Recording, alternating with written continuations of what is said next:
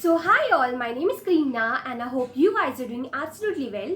So आज की video में हम बात करने वाले हैं how I scored 68 marks in my open book IBC paper.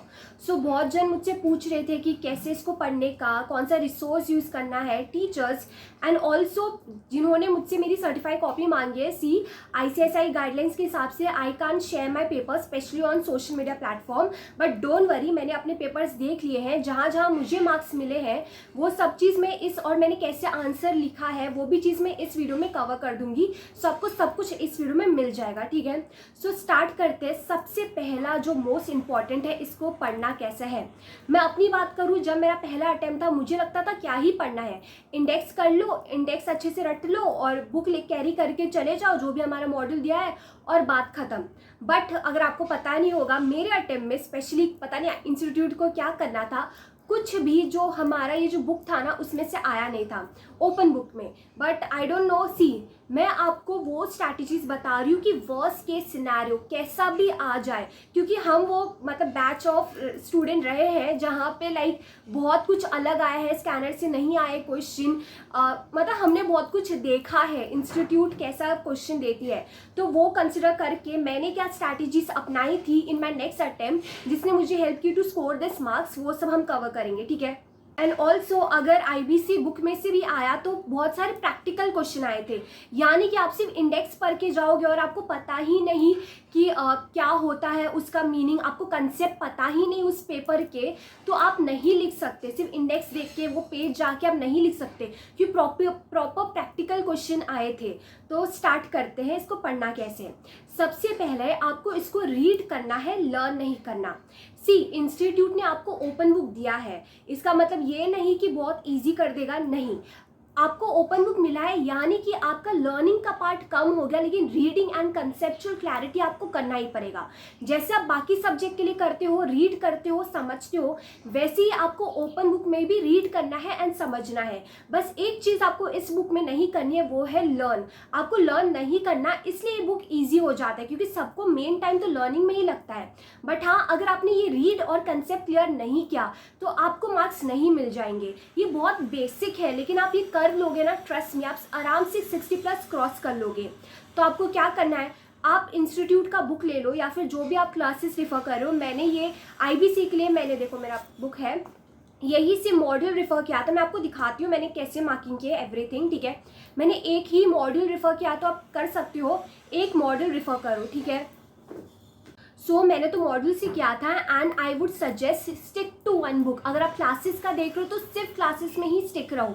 ऐसा मत करो कि मैं मॉड्यूल से थोड़ा आंसर ढूंढूंगा, थोड़ा अपने क्लासेस नोट से ढूंढूंगा, नहीं, क्योंकि वहाँ एग्जाम हॉल में बहुत कम टाइम होगा. एक बुक रहेगा ना आपके पास में, जल्दी आप चीज़ें ढूंढ पाओगे और लिख पाओगे. And also get use to that book, मतलब आपको लर्न नहीं करना है लेकिन आपको पता होना चाहिए कहाँ क्या लिखा है.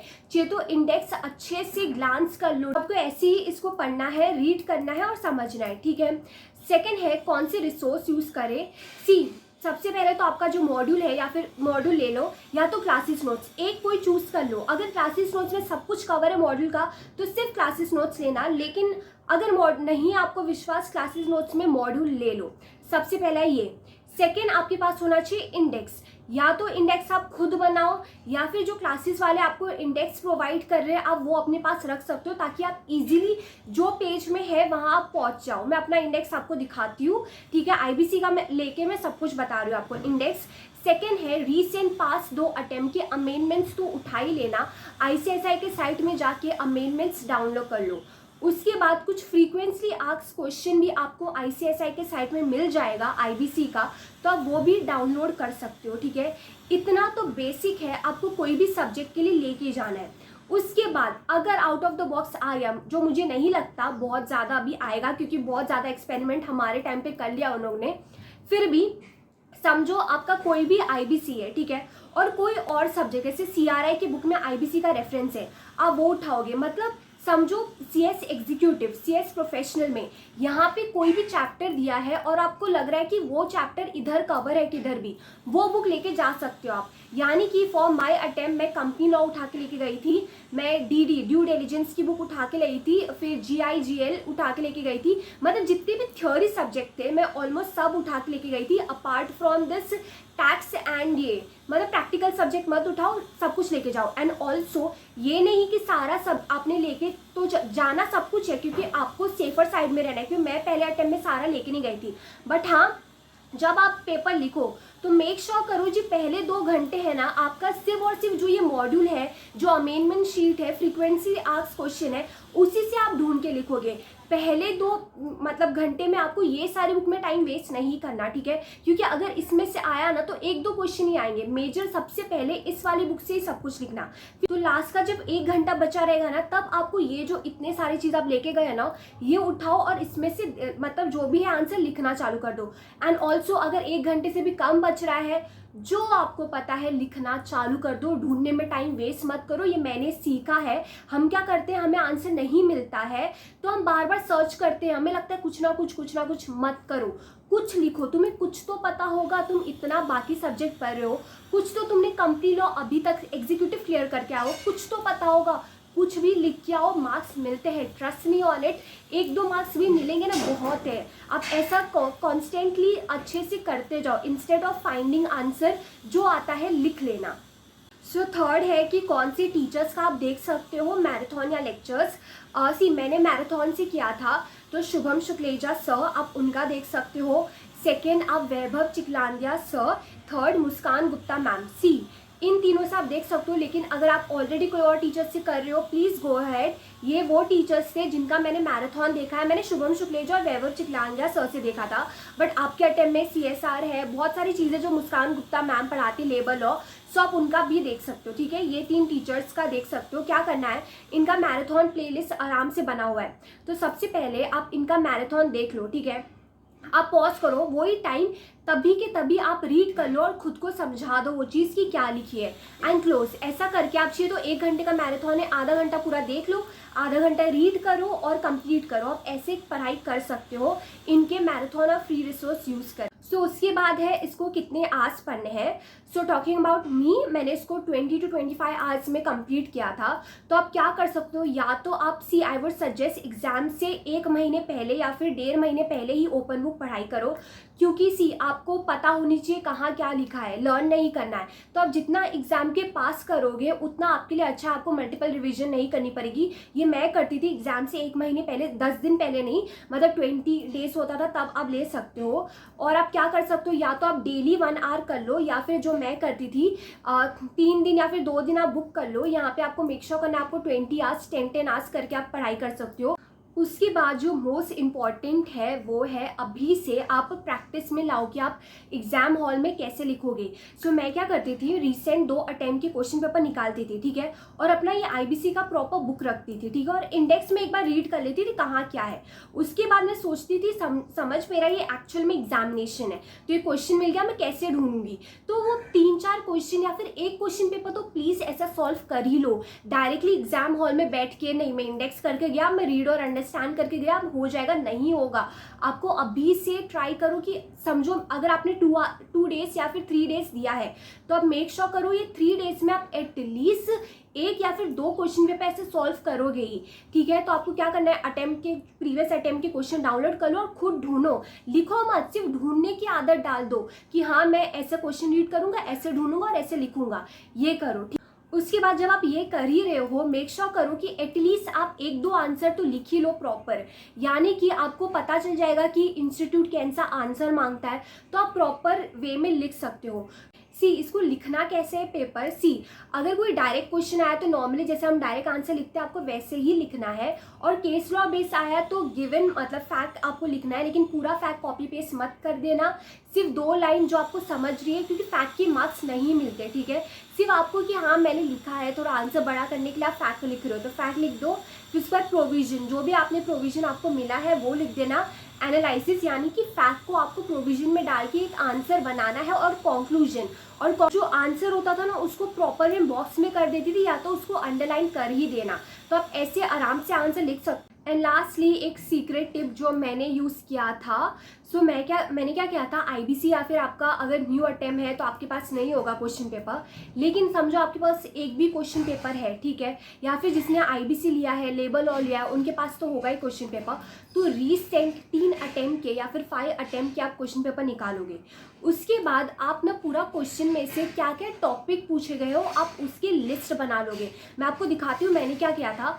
उसके बाद क्या होगा, आपको पता चल जाएगा ये इंपॉर्टेंट एरिया है, तो शायद इंस्टीट्यूट इस बार भी इस एरिया से पूछ सकती है।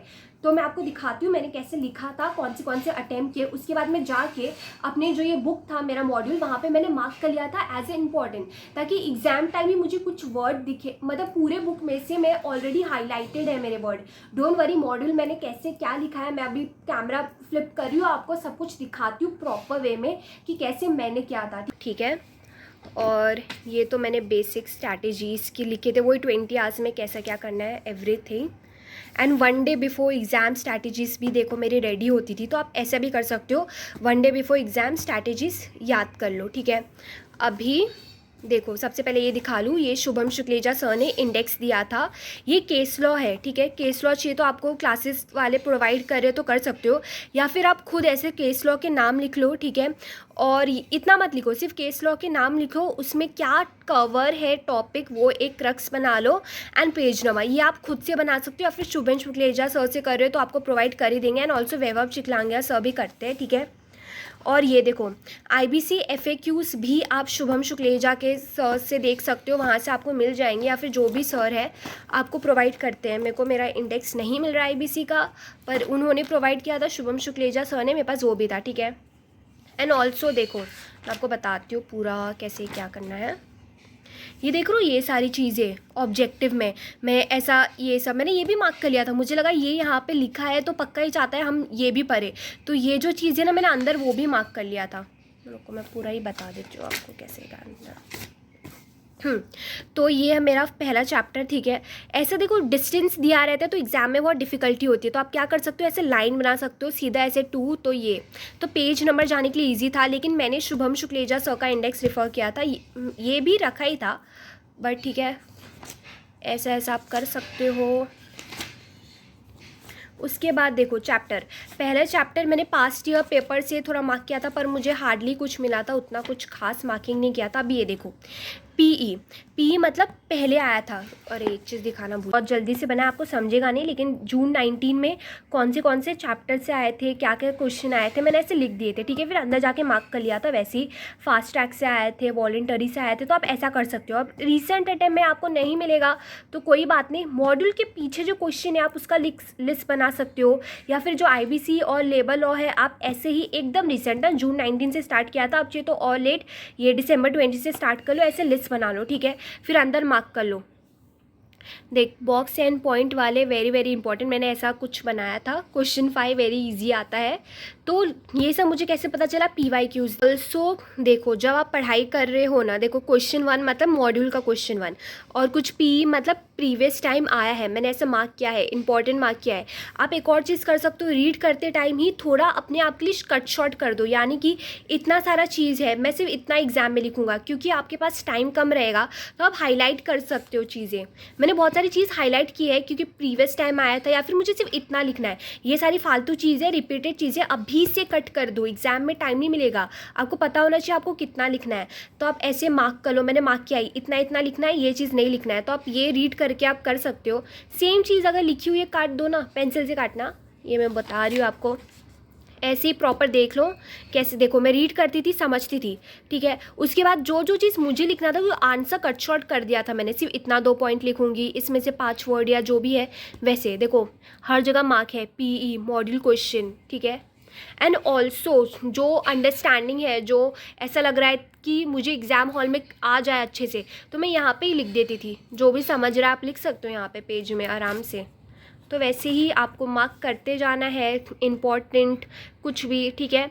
ऐसे ही नोट बना लो, प्रीवियस टाइम आया था, सो ऐसे मैंने रीड किया था, जो एडिशनल है उसको कट शॉर्ट करते जाओ, ठीक है, ये हो गया अभी आज। सो जब आप ओपन बुक लिखने बैठो, एक चीज़ मेरे साथ भी हुई है, बहुत जन के साथ हुई, हमें लगता है हमारे पास ये बुक है, हम A to Z एक ही आंसर परफेक्टली लिख दे, पर ऐसा नहीं होता। ठीक है, आप कितना भी अच्छा लिख दो, कॉपी पेस्ट क्यों ना कर दो, आपको 4 मार्क्स ही मिलते हैं। लेकिन अगर आप कुछ ना कुछ छूटेगा ही, एक चीज़ परफेक्ट करने जाओगे, उससे अच्छा मैंने सीखा है writing 5 imperfect answer is better than writing 2 most perfect answer. 4 भी मिल गया तो 8 ही होता है, लेकिन 5 में 3 भी मिलाना अच्छा खासा मार्क्स हो जाता है। तो आपको ये याद रखना है कि मैंने क्या कहा था, सिर्फ और सिर्फ मैक्स 2 पेज या फिर 2.5, एकदम ही बड़ा लिखना है आपको। 2.5 पेज से या फिर 2 पेज तो बहुत अच्छा है, 1.5 पेज भी कर सकते हो, इससे ज़्यादा मत लिखो एक आंसर प्लीज़। आप टाइम बर्बाद मत करो, और लास्ट में अगर टाइम बच गया सब कुछ कंप्लीट होने के बाद, फिर आके वापस लिख दो कि इस पेज नंबर पे है तो वापस मॉड्यूल खोल लेना, वहाँ चले जाना। लेकिन ये नहीं करना एक ही क्वेश्चन में 3 पेज लगाऊंगा, 4 पेज करूंगा, नहीं, ये हमारे साथ होता है। हमें लगता है सब कुछ सामने ही, हम पूरा लिखते जाते हैं, पर ऐसा नहीं करना है। ठीक है, सब कुछ अच्छे से। And last but most important tip is, please जब आपका ओपन बुक पेपर होगा उसके एक दिन पहले आराम से सो के जाना। 6 आवर्स की स्लीप आराम से ले लो, और आराम से देखो, आराम से 10 आवर्स में रिवाइज हो जाएगा, तो आप आराम से 6 आवर्स की स्लीप ले ही लेना। ये मैंने गलतियाँ की है, क्योंकि समझो आपका ओपन बुक है, अगर आप थक गए ना तो आप ढूंढ ही नहीं पाओगे। यहाँ पे ना ये इंपॉर्टेंट नहीं है कि आपने एक दिन कैसे पढ़ा या फिर पहले कैसे प्रिपरेशन की। मैं बहुत जन को जानती हूँ जिसने 3 आवर्स में बहुत अच्छे से लिखा, भले ही पहले प्रिपरेशन अच्छी नहीं थी, उन्होंने अच्छे से मार्क्स क्लियर किया है, 60 मार्क्स आए हैं। इसलिए इस पेपर में बोला जाता है कि आप 3 आवर्स में क्या कर रहे हो वो ज़्यादा इंपॉर्टेंट है। इसलिए प्रॉपर स्लीप लेके जाना, वहाँ जाके जितना हो सके आप एक्टिव रहने की कोशिश करना। ठीक है, एंड ऑल्सो जाने से पहले जो भी CS प्रोफेशनल का एग्ज़ाम दे रहे हो, तो अगर आपका कॉर्पोरेट फंडिंग का पेपर है और आपको जानना है how I got exemption in my corporate funding paper, तो आज शाम का वीडियो ज़रूर देख लेना, आपके लिए बहुत हेल्पफुल रहेगा। ठीक है, so all the very best for your CS journey.